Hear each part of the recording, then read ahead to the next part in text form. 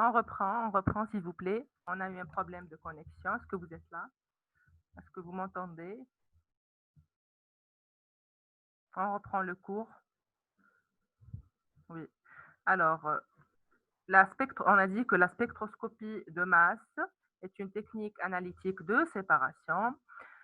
C'est une technique instrumentale, c'est-à-dire qui utilise un instrument qui est là, ici, le spectromètre de masse. Donc, là, le principe de séparation est la différence entre les rapports masse-charge des molécules à séparer. Donc, quand on dit rapport masse-charge, c'est-à-dire que les composés à séparer doivent être ionisés. Donc, parfois, lorsqu'on ionise les substances, elles sont fragmentées. Donc, on aura les substances et leurs fragments. Donc, la séparation, on va séparer la substance et ses fragments. Ces fragments qui sont produits, qui sont le résultat de l'ionisation, selon le rapport masse sur charge. Alors, le spectromètre de masse, après donc séparation, qu'est-ce qu'il va nous donner? Il va nous donner, grâce à l'outil informatique, ce qu'on a un graphique, donc un graphique en bâtonnet ou histogramme, euh, qu'on appelle le spectre de masse. Donc, qui va nous fournir comme information la masse moléculaire du composé, la masse de ses fragments, et il peut nous permettre de faire une mesure quantitative. Donc, voilà un exemple d'un spectre de masse. Donc, quoique le mot spectre ici est un abus de langage, car si vous remarquez, contrairement aux autres types de spectroscopie qu'on a vu jusqu'ici, en spectroscopie de masse, il n'y a pas d'interaction entre rayonnement et matière. On a vu que le spectre infrarouge et les résultats de l'interaction des molécules avec un rayonnement infrarouge, les spectres RMN et le résultat de l'interaction des molécules, des substances avec un rayonnement de résonance magnétique, pareil pour l'UV. Donc ici, spectre, c'est un peu un abus de langage. C'est pourquoi on peut jamais dire, on dit pas spectrophotométrie de masse. Donc c'est faux, on dit. Donc on peut dire spectrophotométrie UV, spectrophotométrie infrarouge, mais ici en masse, on ne dit pas spectrophotométrie de masse. C'est spectrométrie de masse parce qu'il n'y a pas d'interaction entre rayonnement et matière. Alors, voici l'allure d'un spectre de masse. Donc, c'est un graphique qui a deux axes. Donc, il est représenté en bâtonnet. Donc, sur l'axe des abscisses, on a M sur E ou bien M sur Z. E ou Z ici, c'est la charge. Et sur l'axe des ordonnées, on a l'abondance en pourcentage, l'abondance des différents composés en pourcentage. Je vais voir, donc, je vais répondre aux questions qu'il y a.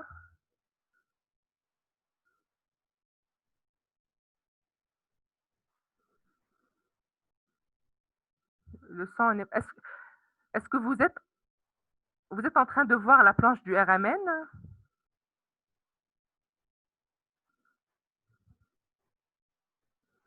Vous n'êtes pas en train de voir la spectrométrie de masse maintenant? C'est pas vrai. Madame, on entend bien.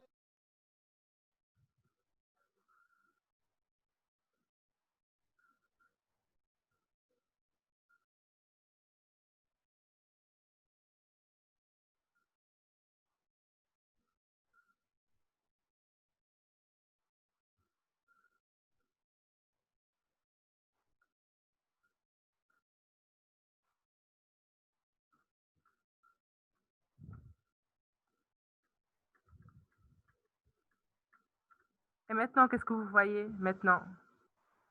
Qu'est-ce que vous voyez?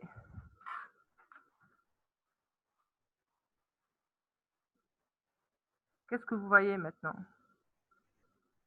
C'est bon, vous voyez la planche de la spectroscopie de masse. C'est bon? Oui.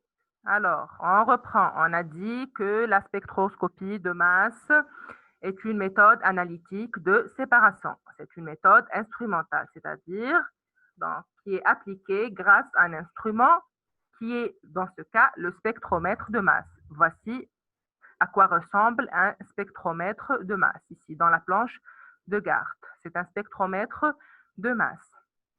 Alors, quel est le principe de séparation de cet appareil? Cet appareil va séparer les substances selon leur différence de rapport masse sur charge. Donc, chaque molécule a un rapport masse sur charge différent.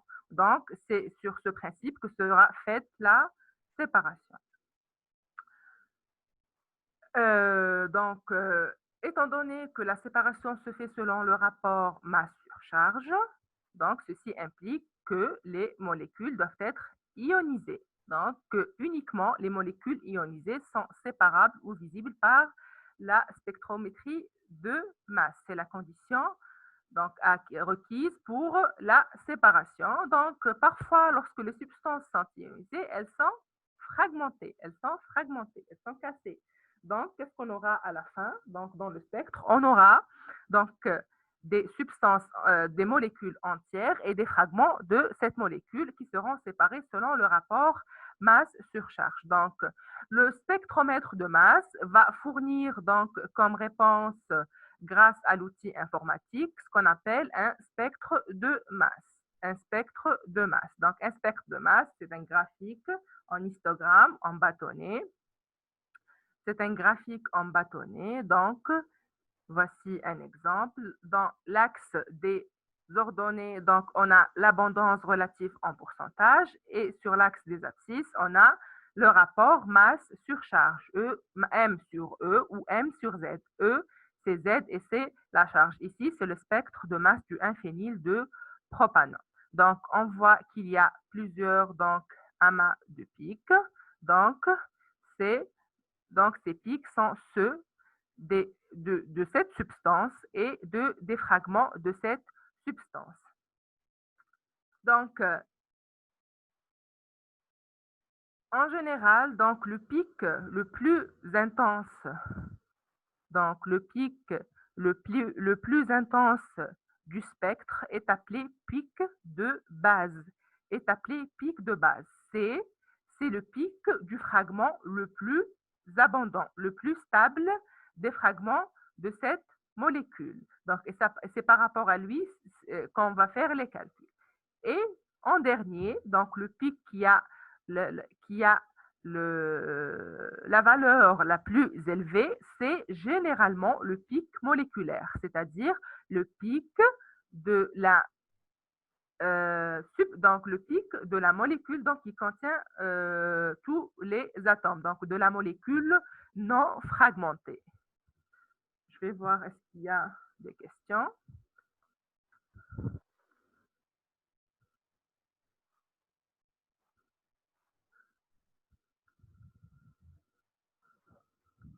Donc, vous entendez, très bien. Donc, on a dit que le pic, le spectre SM est constitué de plusieurs pics. Donc, c'est les pics des fragments de la substance. Ici, c'est le 1-phényl de propanol.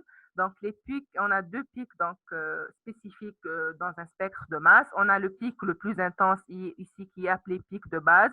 Et c'est le pic du fragment le plus abondant, c'est-à-dire le plus stable. On a en dernier lieu le pic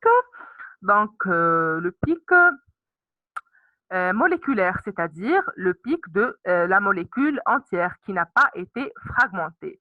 Donc, généralement, l'ionisation produit des espèces monochargées.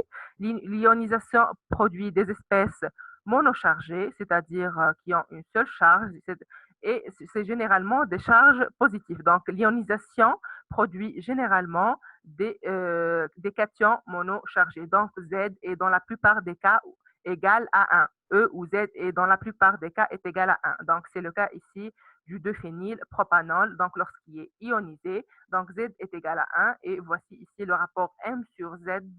M sur Z. de la molécule en question qui est égale à 134. Et effectivement, donc c'est 134 sur 1 qui est E ici est égal à 1. Et effectivement, ici, la masse, vous voyez, la masse molaire du 1-phényl de propanol est égale à 134,18. Donc, on a souvent des différences de plus ou moins 1. Donc, ces différences sont dues à la protonation ou la déprotonation des molécules. Donc, lorsque la molécule est protonée, on a un plus 1, celui du proton, et lorsqu'elle est déprotonée, on a un moins 1. Oui, le dernier pic, c'est le pic moléculaire. C'est le pic donc de la molécule donc, qui n'a pas été fragmentée. J'ai dit qu'il y a une proportion des molécules qui vont être fragmentées et c'est dû à l'ionisation et il y a des molécules qui vont être conservées. Donc le dernier pic, le pic qui a la valeur le plus élevée est logiquement celui de la molécule entière qui n'a pas été fragmentée. Il est égal à 134 ici.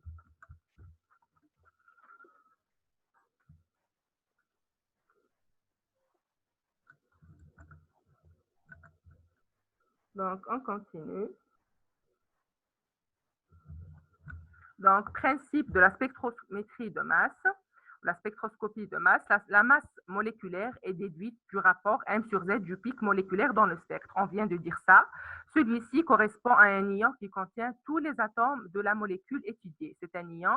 L'ionisation est inévitable. Il faut que la molécule soit ionisée pour qu'elle soit vue ou lue dans un spectromètre de masse.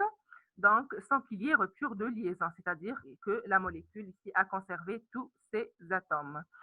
La molécule a été ionisée grâce à la perte ou le gain d'une charge électrique. Donc, on va voir l'ionisation en détail ensuite. La masse moléculaire correspond à la composition élémentaire, formule brute de l'ion moléculaire. Donc, quelles sont les informations fournies par un spectromètre de masse? Ici, c'est le spectre de masse du cholestane.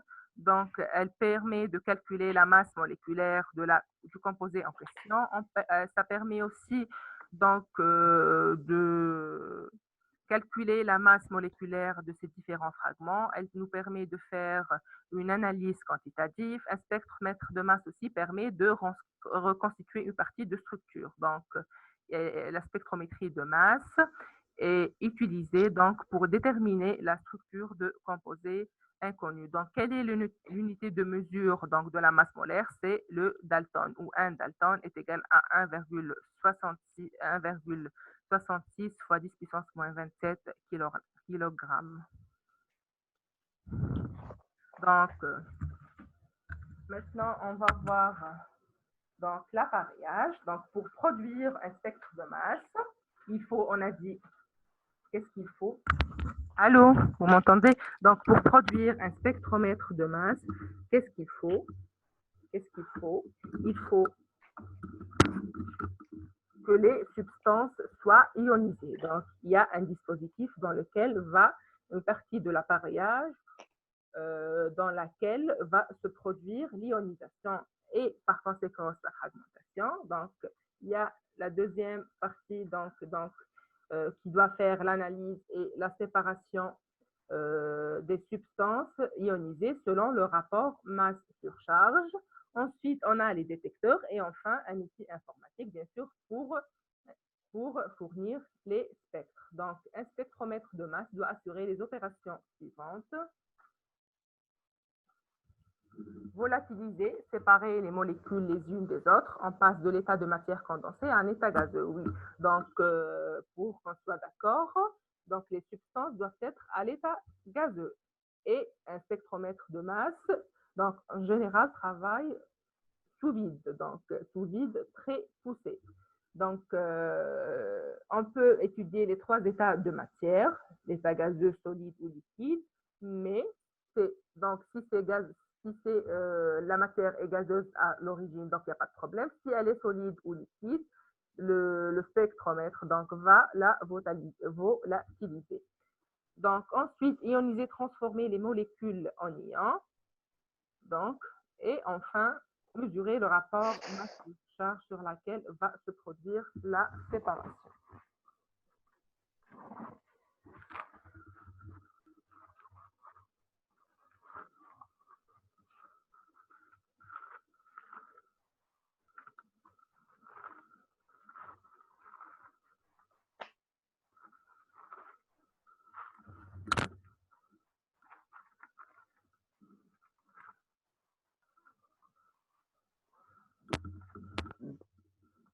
Donc, l'ionisation se produit dans la source, la partie dans laquelle se réalise l'ionisation et la volatilisation s'appelle la source. Ensuite, il y a une interface donc entre la source et l'analyseur, une interface qui va accélérer les ions vers l'analyseur. Donc, dans l'analyseur va se réaliser la séparation des ions en fonction de leur rapport masse sur charge. Donc, ceci implique donc qu'il faut qu'il y ait des champs électrostatiques donc pour guider les ions, donc pour les orienter de la source vers l'analyseur. Il faut qu'il y ait donc un vide suffisant pour que les ions puissent se déplacer sans être détruits ou déviés. Donc, on a dit que la source, son rôle, c'est l'obtention d'ions en phase gazeuse. Donc, la volatilisation et l'ionisation peuvent se faire simultanément ou l'une après l'autre.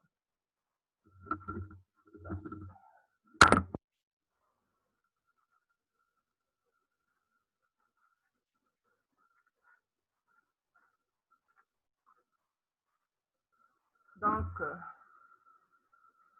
les critères de choix d'une source, c'est la volatilité et la stabilité thermique du composé, donc sa stabilité chimique, les fonctions chimiques présentes et leur aptitude à donc supporter une ionisation, parce que le réglage va donc différer d'une substance à l'autre selon la taille des molécules aussi et selon les produits disponibles et le type d'induction souhaité, parce qu'il y a donc deux types de spectromètres. Donc, il y a des qui sont plus ou moins, il y a deux types de spectromètres qui sont plus ou moins sophistiqués selon la qualité des résultats attendus.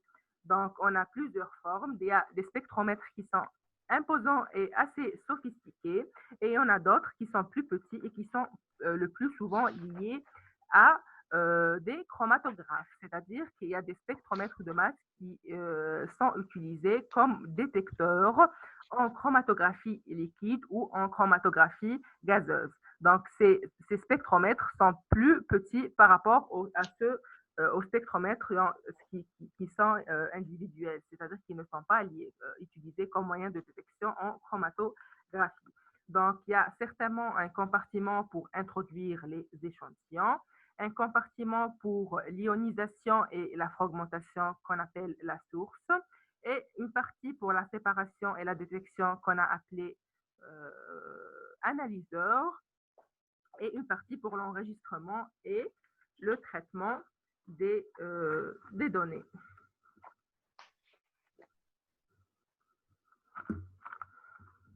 Donc, on a dit que la source, son rôle, c'est d'ioniser les molécules et de les porter à l'état gazeux, c'est-à-dire les volatiliser. Donc, c'est un compartiment qui est chauffé, logiquement, donc pour la volatilisation. Donc, il y a des sources qu'on dit dures et il y a des sources qu'on dit douces. Qu'est-ce que je vous ai dit tout à l'heure? Je vous ai dit que parfois, l'ionisation, pas dans toutes les sources, mais il y a des sources dans lesquelles l'ionisation va provoquer une fragmentation des molécules. Ces sources sont appelées sources dures. Donc, ils génèrent des ions moléculaires à un nombre impair d'électrons qui se fragmentent beaucoup et parfois totalement.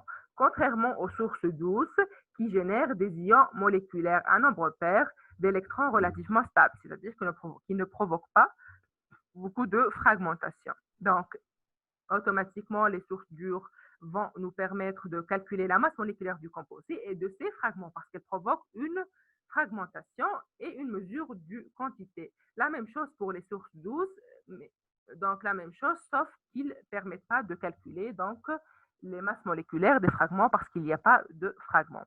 Donc, voici un tableau dans lequel est mentionné les sources donc les plus utilisées. Donc, ici, c'est mentionné dur ou doux. Donc, les sources les plus utilisées, c'est la source à impact électronique, la source à ionisation chimique. On a aussi ce qu'on appelle la désorption laser ou plus exactement MALDI. C'est l'ionisation laser assistée par matrice. Et il y a aussi l'électronébulisation ou l'électrospray. Alors, on va voir quelques exemples de fonctionnement de ces sources. Donc, on va prendre deux exemples les plus utilisés pour ioniser les échantillons gazeux et qui sont la source à impact électronique et la source à ionisation chimique. Donc, ces deux sources sont les plus utilisées pour l'ionisation des composés gazeux. On va voir aussi l'ionisation laser assistée par matrice, la MALDI, qui est utilisée pour, l'ionisation des échantillons solides de la MALDI, c'est pour les échantillons solides.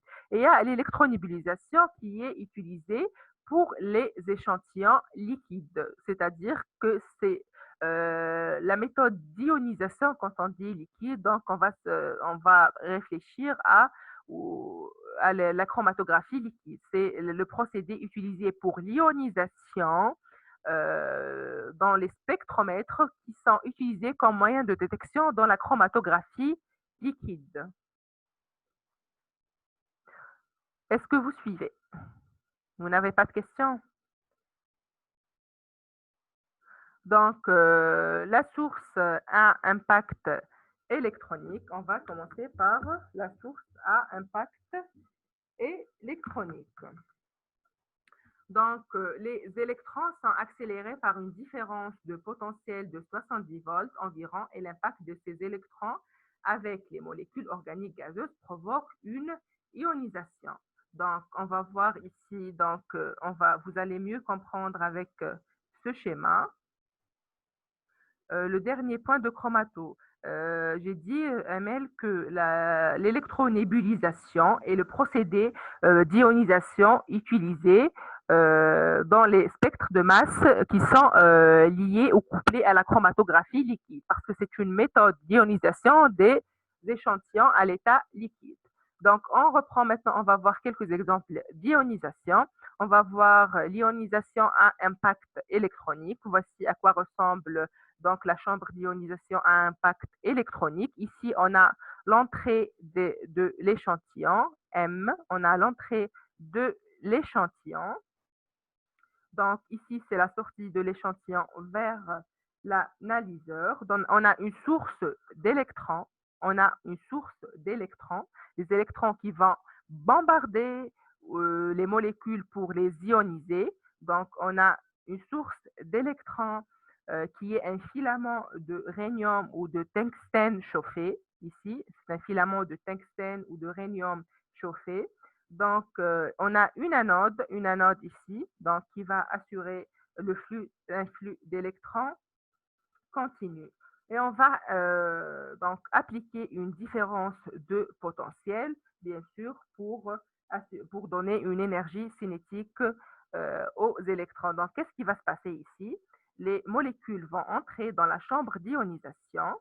Elles vont être percutées par donc, un cortège d'électrons. Elles vont être percutées par un cortège continu d'électrons. Donc, qu'est-ce qui va se passer? Cet électron va arracher un électron de la molécule à analyser. Les électrons libres vont arracher donc un électron de la molécule à analyser et elle va donc s'ioniser pour donner M plus point. Donc, point, c'est radicalaire. Attendez. Donc, comme ça. Donc, les électrons qui sont accélérés, donc ici, les électrons vont arracher un électron de la molécule à analyser pour donner M plus point, donc plus 2 électrons normalement. Donc, cet électron est l'électron qui a été arraché. Donc, M plus, donc c'est un cation, c'est un radical cationique. M plus, c'est un radical cationique. Donc, c'est une molécule donc, qui a perdu un électron, donc d'où la charge positive, et il lui reste un électron. Ici, le point, c'est l'électron. Donc, ce qui fait d'elle un radical cationique.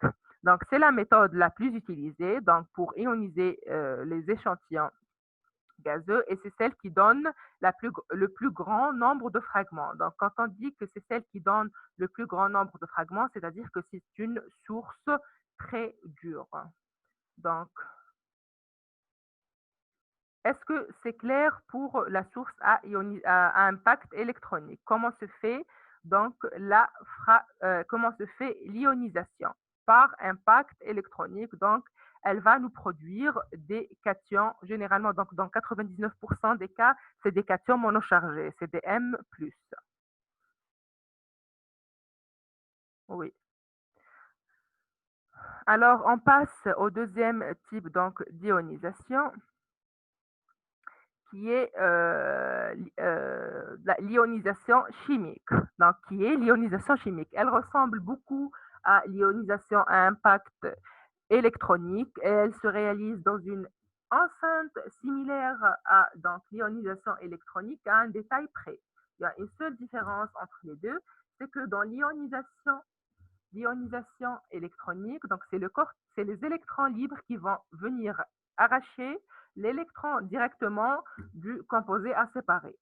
Ici, donc, dans l'ionisation chimique, il y a un intermédiaire entre l'électron, donc les électrons produits par la source, et les molécules à séparer, ici qui est un gaz, ce qu'on appelle le gaz réactif. Donc la différence ici, c'est que les électrons vont arracher donc un électron du gaz réactif, qui est ici le méthane. Donc on a CH4 plus un électron, elle va nous donner le CH4 plus point, le CH4 radicalaire plus deux électrons, l'électron donc de la source plus l'électron qui a été arraché. Ensuite, le CH4, qu'est-ce qui va se passer? Le CH4 va donc se déprotoner pour donner le CH3+. Donc, à savoir ici que le gaz réactif est utilisé en très grande proportion par rapport à l'échantillon.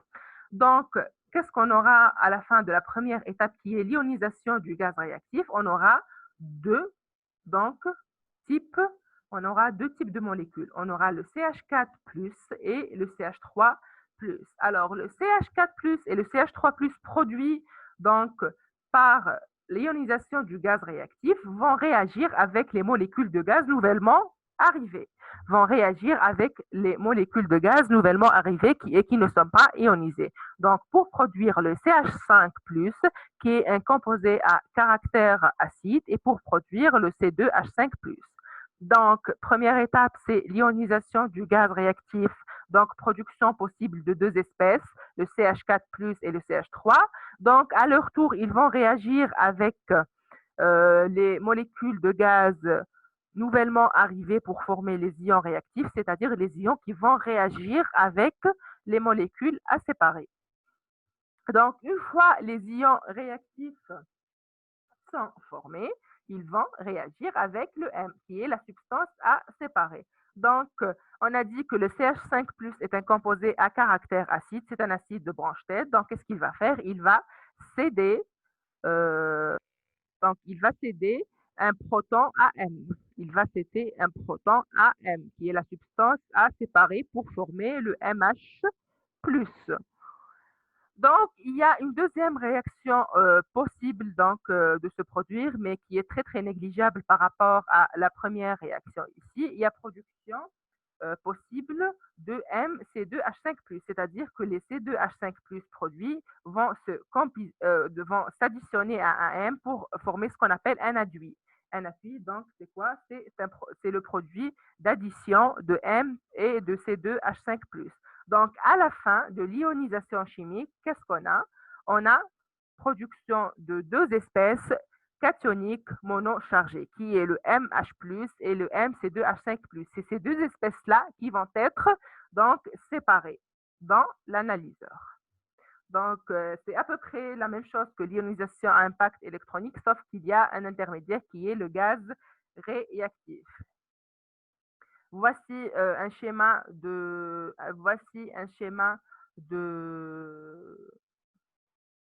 source à ionisation chimique. Donc, voici ici, c'est les molécules de l'échantillon gazeux en rose.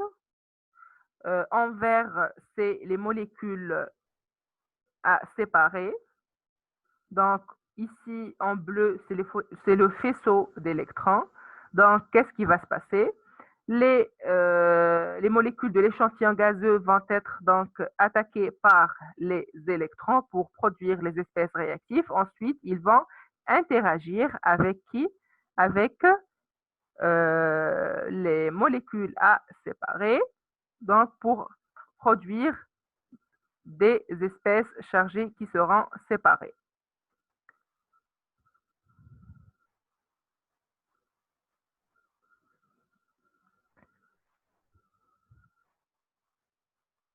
Donc, en rose, c'est les molécules à séparer. En vert, c'est les molécules de l'échantillon gazeux. En bleu, c'est les électrons. Donc, qu'est-ce qui va se passer en premier? Les molécules ici en vert, qui est le gaz, vont interagir avec les électrons pour former donc les espèces ici chargées réactifs. Donc, plus. Ces gaz réactifs vont agir avec les molécules pour donner des ions moléculaires. Ici, en rose, c'est écrit H+, pour former des ions séparables par spectrométrie de masse. Donc,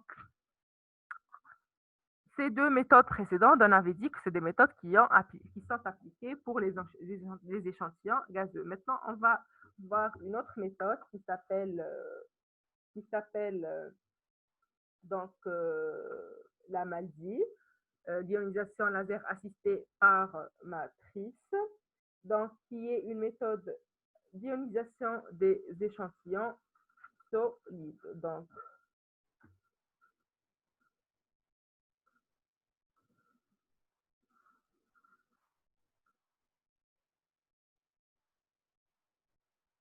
Donc, elle est appliquée pour les échantillons solides. Donc, qu'est-ce qu'on va faire? Donc, on a une étape préalable à la spectrométrie de masse. Donc, on va dissoudre notre échantillon solide dans un solvant approprié en présence d'une substance qui est appelée la matrice. Donc, on a notre échantillon, on a un solvant approprié et on a la matrice. Donc, la matrice et l'échantillon à séparer seront dissous dans un solvant approprié. Après leur dissolution, on va faire un séchage et une cristallisation. Donc, on va sécher et cristalliser notre solution. On a dit que c'est une méthode applicable pour les substances solides. Donc, cette solution sera cristallisée avant d'être introduite dans le spectromètre de masse, donc dans une plaque à puits. Donc, une plaque qui contient plusieurs puits. Donc, on peut mettre plusieurs échantillons différents et on va donc les lire ou les analyser l'un après l'autre, successivement. Donc, voici à quoi ressemble une chambre d'ionisation, donc MALDI. Donc, ici, c'est l'échantillon. On a une source laser qui va irradier le spot de l'échantillon. Donc, cette source laser va émettre des pulsations laser. Donc, généralement, c'est une lumière UV, plus rarement une lumière infrarouge. Donc, on a des pulsations laser UV donc, sur l'échantillon. Ces pulsations laser vont décoller l'échantillon donc du puits, vont décoller l'échantillon de la plaque. On appelle ça ablation ou désorption des molécules de l'échantillon. Donc, et en même temps, il va y avoir désorption et ionisation. On voit les charges positives ici. On voit les charges positives.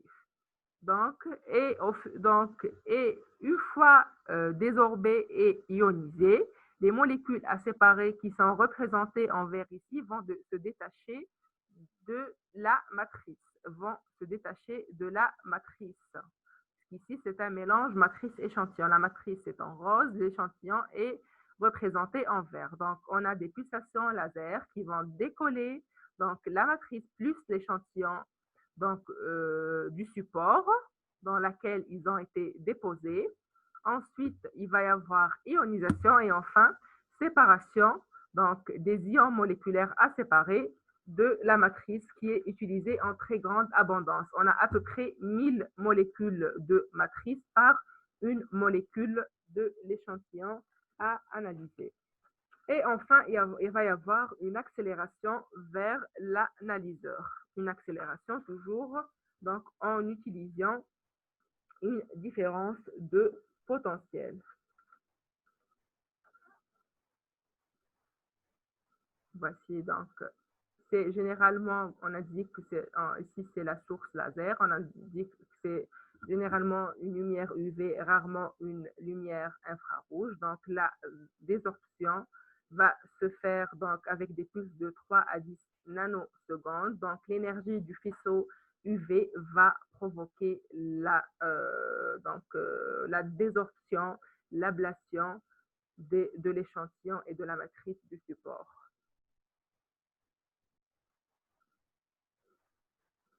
Donc, on a aussi l'électronébulisation. On avait dit que l'électronébulisation est appliquée aux échantillons liquides. Donc, elle est appliquée aux échantillons liquides et elle est utilisée beaucoup plus lorsque la spectrométrie, le spectromètre de masse est couplé à la chromatographie liquide. Donc, comment ça fonctionne? Donc, ça va créer donc, des nébulisas. Donc, lorsque l'ELUA du chromatogramme, donc la solution qui sort du chromatogramme pour aller vers le spectromètre, donc on a un ELUA. On appelle ça un ELUA. C'est quoi un ELUA? C'est le solvant accompagné des substances. Donc, donc une fois qu'ils entrent dans la source à électronébulisation du spectromètre, le mélange doit être désolvaté. Qu'est-ce que ça veut dire désolvaté? C'est-à-dire qu'on doit éliminer les molécules du solvant. Donc, comment cela va se faire? Donc, on a un contre-courant d'azote. On a un contre-courant d'azote. On a le gaz d'azote sec à une température élevée qui va venir en sens inverse de l'ELUA. Qu'est-ce qu'il va faire cet azote? Il va sécher notre ELUA, c'est-à-dire qu'il va séparer les molécules du solvant des molécules à ioniser. Donc, il va les sécher. Donc, ensuite, les molécules vont être ionisées. Donc, ils vont être séparés du solvant. Ils vont être ionisés pour être ensuite accélérés vers la...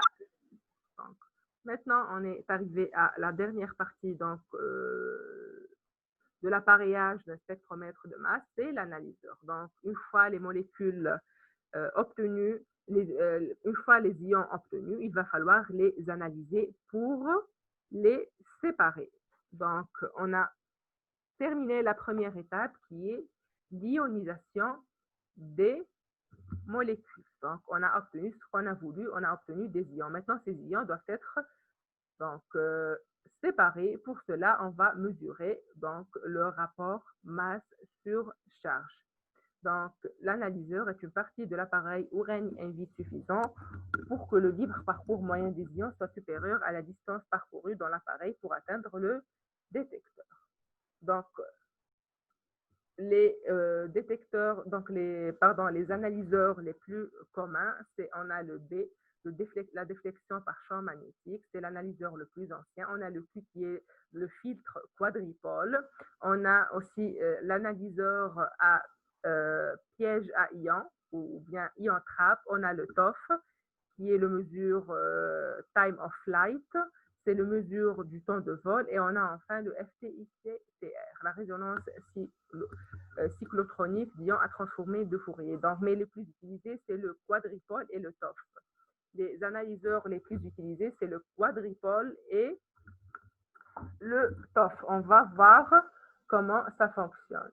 Donc, quelles sont d'abord les caractéristiques principales d'un analyseur? C'est la résolution ou le pouvoir de séparation qui doit être le plus élevé possible. On a la gamme masse sur Z qui peut analyser. On a certainement des limites donc à ne pas dépasser.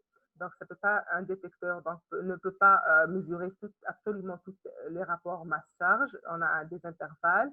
Donc, la rapidité de balayage, la sensibilité, c'est-à-dire la masse donc, la plus faible à mesurer, le rapport massage et la vitesse avec lesquelles les ions le traversent.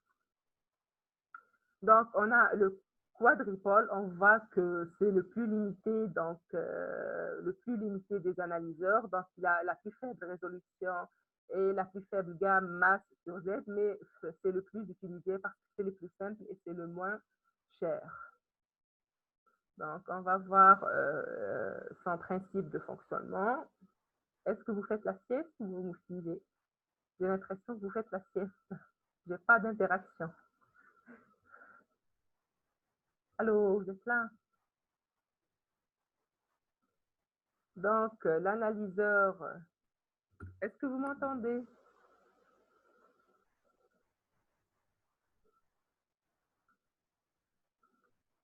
Vous êtes là. Alors, de quoi est composé un filtre quadripôle? Un filtre quadripôle est constitué de 4 barres métalliques. On les voit ici, 1, 2, 3 et 4.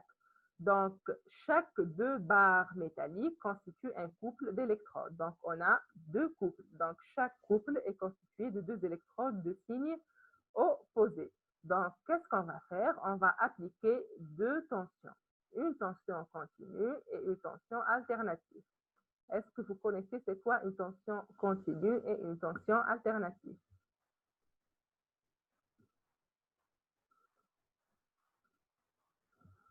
Est-ce que vous connaissez c'est quoi? Non.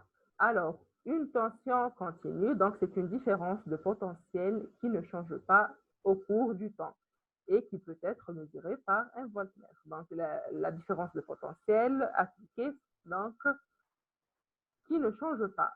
Mais une tension alternative est une différence de potentiel qui change avec le temps et qui prend alternativement des valeurs positives et des valeurs négatives.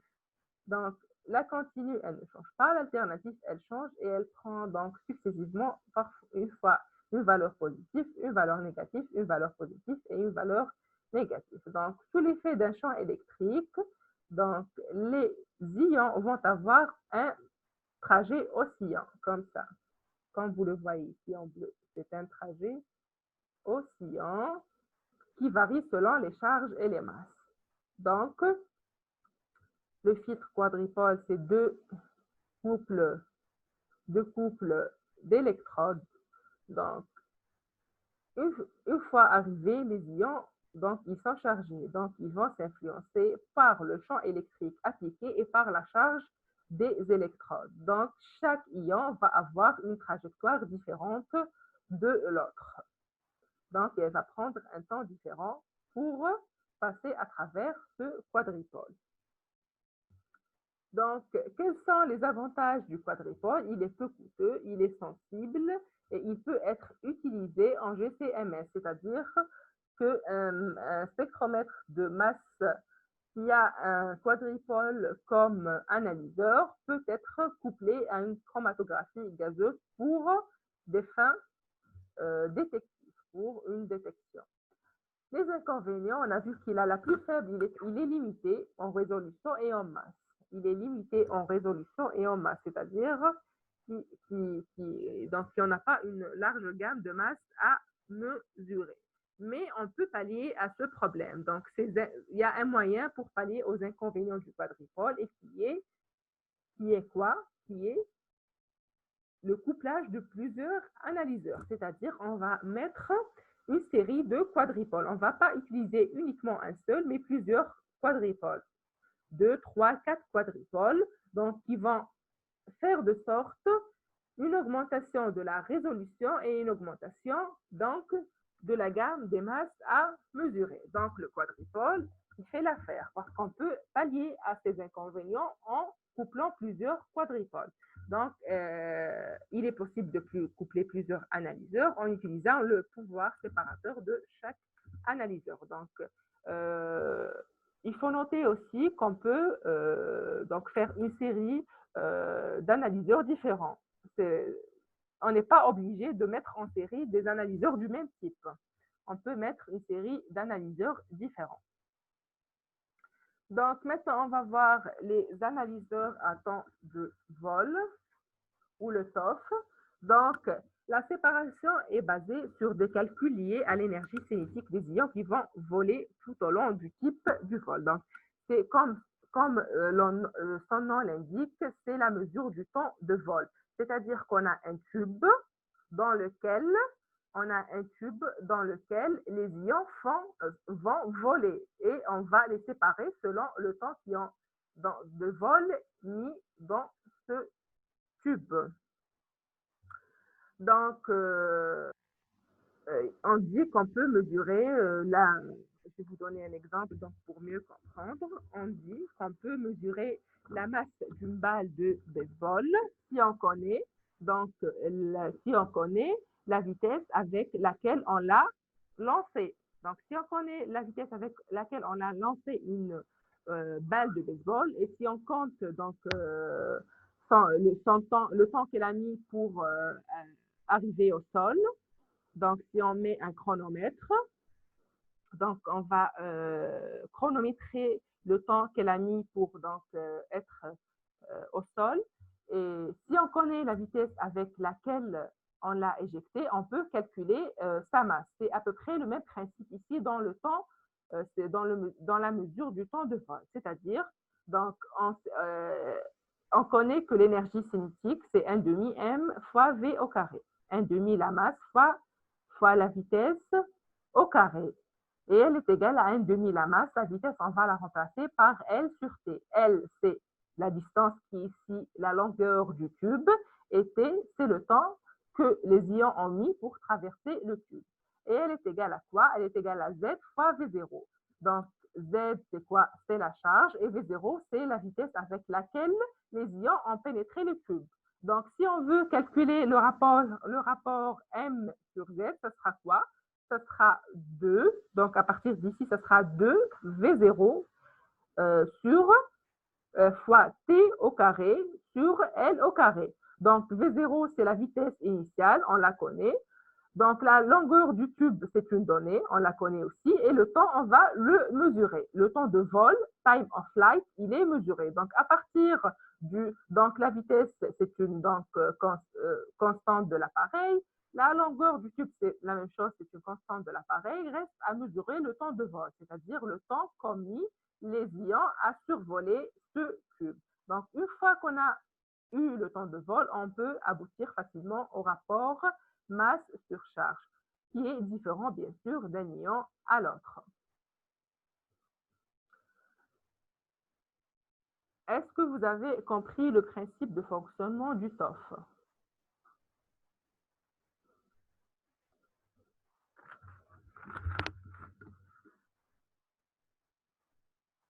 Oui, c'est ça.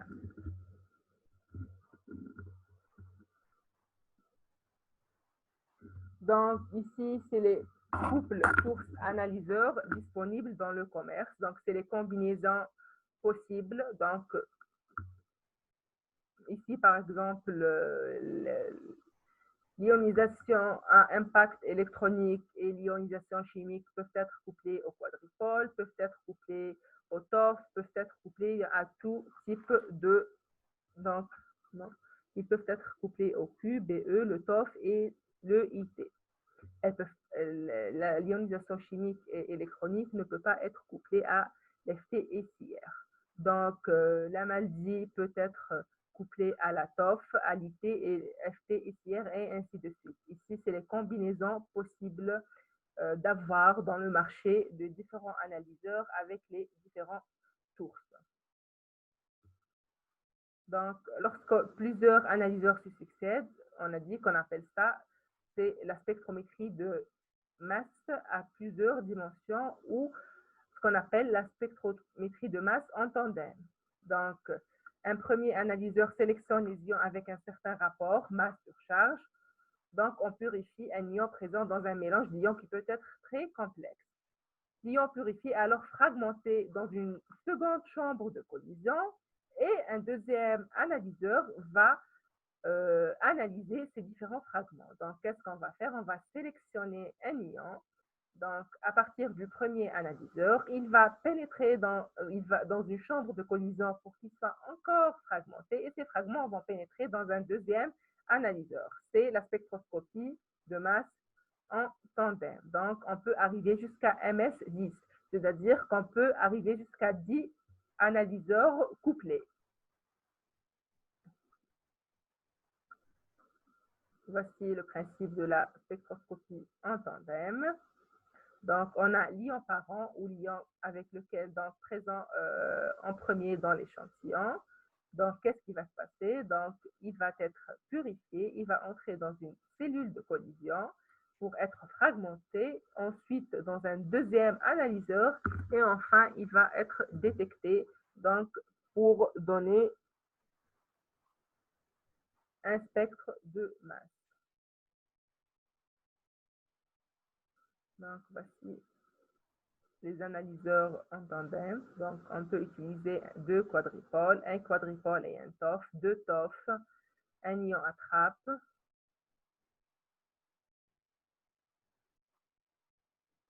Donc, maintenant, comment on va interpréter le spectre?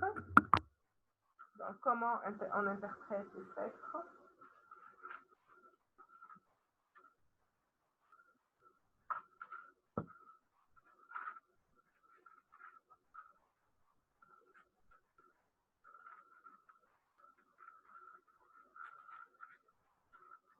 Est-ce que vous avez une idée comment on interprète donc les résultats par outil informatique?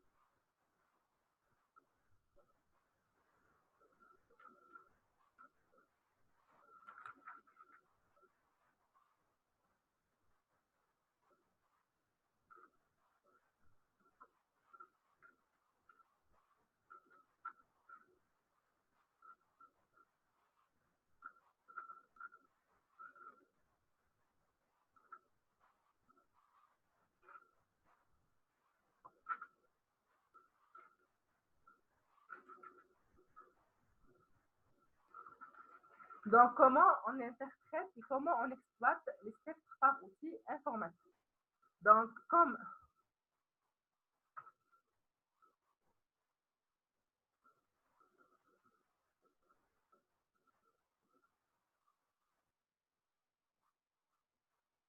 j'ai pas compris votre question. Je n'ai pas compris votre question. On peut seulement détecter le pic moléculaire à partir de la masse moléculaire. Est-ce que vous reformulez votre question, s'il vous plaît, Amel? Alors, comment on interprète les spectres donc, par outil informatique? C'est comme dans tout type de spectroscopie. Donc, lorsqu'on dispose d'une spectrothèque enregistrée dans notre ordinateur. C'est quoi une spectrothèque? C'est une collection de spectres de masse de composés connus enregistrés dans un fichier informatique. C'est-à-dire qu'on a que lorsqu'on a, donc on a plusieurs spectres de molécules connues qui sont archivés dans ce qu'on appelle la spectrothèque. Donc, la spectrothèque, c'est un mot qui est dédié d'une bibliothèque. Donc, c'est une bibliothèque de spectres. Donc, c'est des spectres de masse des molécules qui sont des molécules connues, des molécules étalons, des molécules de référence. Donc, lorsqu'on a un échantillon inconnu, qu'est-ce qui se passe? Le logiciel va chercher donc une correspondance entre le spectre inconnu et les spectres qu'on a dans la spectrothèque. Donc, il va chercher une superposition, il va comparer notre spectre inconnu avec les spectres qu'on a déjà dans la spectrothèque. Donc, s'il y a une correspondance, c'est-à-dire s'il y a une superposition du spectre inconnu, une superposition totale avec l'un des substances, donc l'un des spectres de la spectrothèque, on va conclure qu'il s'agit du même composé. On va conclure qu'il s'agit du même composé.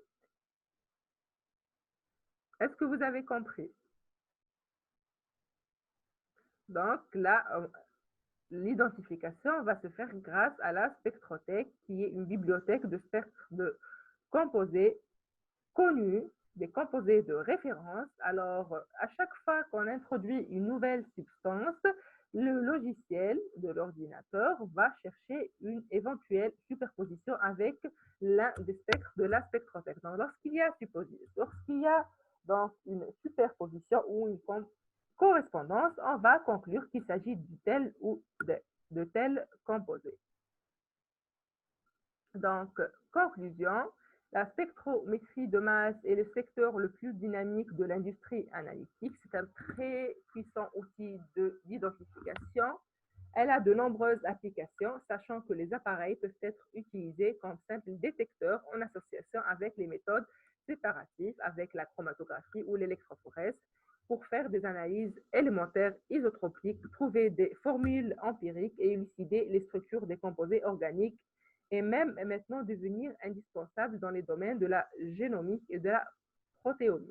Elle est très utilisée donc pour l'étude de l'ADN et des protéines, différentes protéines. Est-ce que vous avez des questions? Est-ce que vous avez des questions?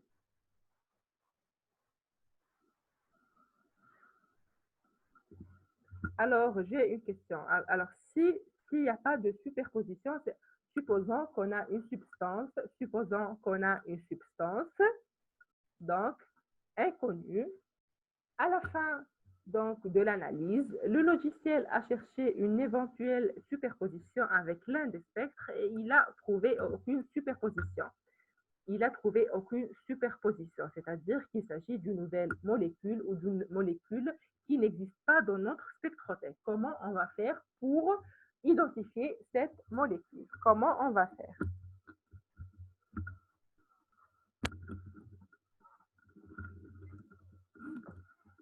Comment on va faire?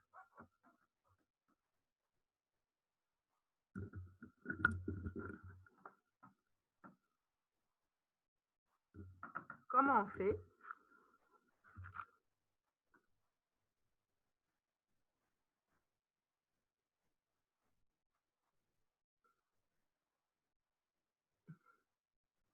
Mais quelqu'un a répondu, on cherche dans une autre spectrothèque. Mais on a une seule spectrothèque dans notre outil informatique. Donc, l'analyse et l'interprétation doivent se faire dans votre appareil.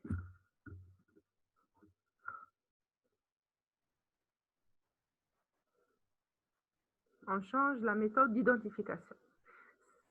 C'est un peu... Vous êtes proche de la réponse. On change la méthode d'identification, vous êtes plus ou moins proche de la réponse. Donc, qu'est-ce qu'on fait? Donc, on va essayer d'identifier les fragments.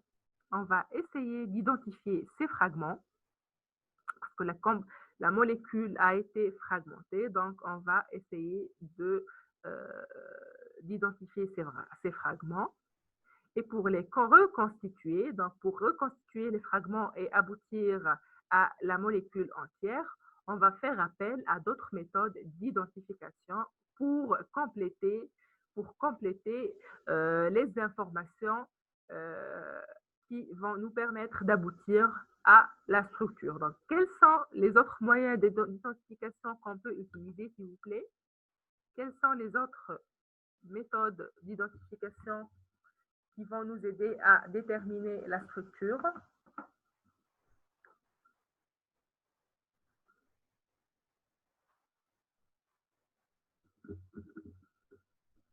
Donc, répondez s'il vous plaît, quelles sont les autres méthodes possibles d'utiliser?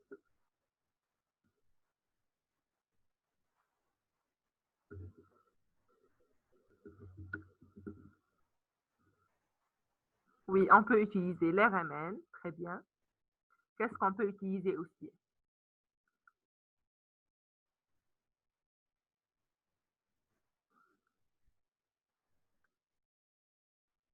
L'UV, pas vraiment. Quelqu'un a répondu l'UV. On a dit que l'UV est beaucoup plus utilisé comme moyen d'analyse quantitative. Oui, on peut utiliser aussi l'infrarouge. Donc, on peut compléter notre étude avec une analyse infrarouge ou bien une analyse RMN. Vous avez répondu à la question. Alors, est-ce que vous avez des questions? Donc, la question était à Mademoiselle Abdi, c'est lorsqu'on n'a aucune correspondance de la molécule inconnue, il n'y a aucune correspondance avec les molécules de la spectrothèque. Comment on peut identifier cette molécule? Donc, le logiciel n'a trouvé aucune molécule qui correspond à la molécule recherchée. Donc, comment on fait? On va essayer donc d'utiliser les informations fournies par le spectre de masse, qui sont la masse moléculaire des différents fragments. Donc, il y a des fragments donc, qui ont des masses significatives, comme par exemple, si on trouve, si on trouve par exemple un fragment qui a un rapport masse sur charge égal à 28, à quoi on peut penser, selon vous?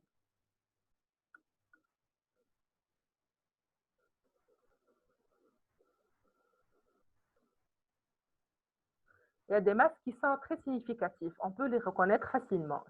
Si je vous dis un rapport masse sur charge égal à 28 et que la charge et que les fragments sont monochargés, c'est-à-dire que Z est égal à 1, à quoi on peut penser?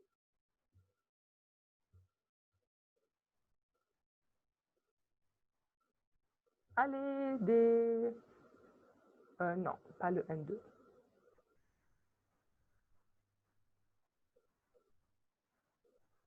Le CO, c'est généralement le CO. C'est le CO. C'est le CO. C'est le C avec un poids égal à 14 et le O avec un poids est égal à 16. C'est généralement à 12 plutôt, 12 et 16. C'est le CO. C'est le groupement carbonyle. Donc, si on trouve, oui, c'est 12 et O16. Donc, si on trouve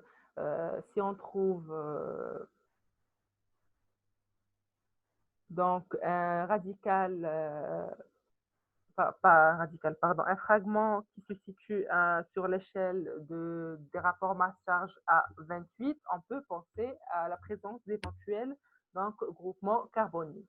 Si on trouve par exemple, si on trouve un fragment qui se situe à 18, à quoi on peut penser? À 18. C'est généralement quoi? Le 18, c'est le H2O, très bien. Donc, on peut penser que c'est une molécule hydratée et ainsi de suite. Donc, en pratiquant et au fur et à mesure, donc, vous allez avoir des réflexes. Donc, vous allez reconnaître facilement des fragments qui sont donc, les plus abondants et qu'on trouve souvent dans les molécules. Et lorsqu'on va compléter, donc si on n'arrive pas à identifier la substance uniquement par spectrométrie de masse, on va faire appel à une autre méthode d'identification comme l'infrarouge et la résonance magnétique nucléaire. Ce cours est terminé. Donc, est-ce que vous avez d'autres questions? Est-ce que vous avez d'autres questions? Euh, Qu'est-ce qu'il a le pic de base? Qu'est-ce qu'il a le pic de base? Le pic de base, j'ai dit que c'est le pic de base. Comment on le définit? Le pic de base, c'est le pic le plus intense du spectre. Je vais vous montrer.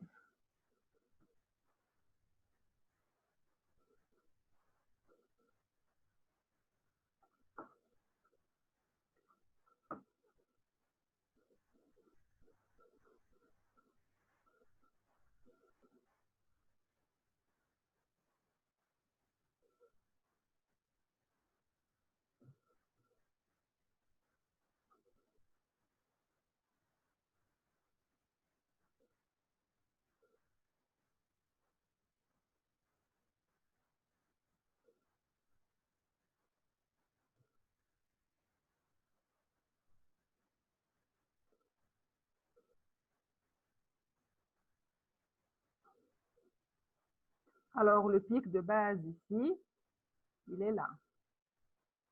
J'ai dit que c'est le pic le plus intense, c'est-à-dire le plus lent. C'est le pic de base. Ici, en ordonnée, c'est quoi? C'est l'abondance relative. On voit ici que le pic à 91 est le plus abondant. C'est le pic du fragment le plus abondant, c'est-à-dire que représente le pourcentage le plus élevé du mélange. Parce qu'à la fin, on aura un mélange, après ionisation, on a un mélange donc, de la substance à étudier. Donc, il y a un certain pourcentage de la substance qui ne va pas être fragmentée et un autre qui va être fragmenté. Donc, on aura un mélange de la substance, de la molécule à étudier et de ses fragments. Alors, le pic de base, c'est le pic du fragment le plus abondant et c'est le fragment le plus stable. C'est clair, Amélie? Cette méthode est donc une méthode de séparation et d'identification. Oui, donc à quoi sert la séparation si on n'arrive pas à identifier les substances? Donc, le but de toute séparation est l'identification et parfois la quantification. Donc, quand on fait une séparation, on a soit donc, un objectif quantitatif ou qualitatif. Soit on veut déterminer la nature, on sépare pour déterminer la nature des substances, soit on connaît déjà la nature des substances et on veut les quantifier. C'est le but de la chimie analytique d'ailleurs. Alors, on termine par cette question. Votre cours est terminé. J'espère que vous êtes satisfaits et je vous dis à très bientôt, Inch'Allah. Au revoir.